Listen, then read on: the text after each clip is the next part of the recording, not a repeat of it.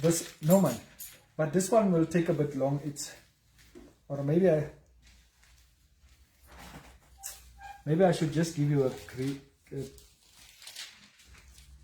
brief. Nah, let's read it. And Joseph dreamt a dream, and he told it his brethren, and they hated him yet the more. And he said unto them, Hear, I pray you, this dream which I have dreamt. For behold, we were binding sheaves in the shield, and lo, my sheep. Right, let me not give you the dream.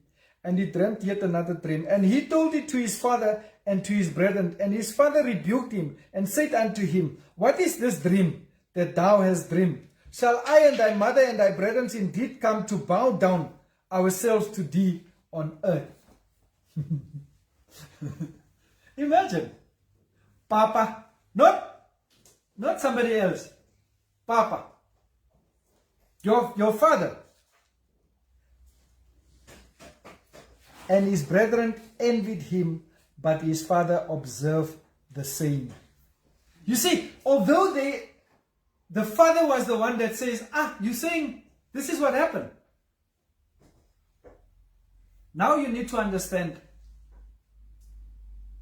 they even hated him more.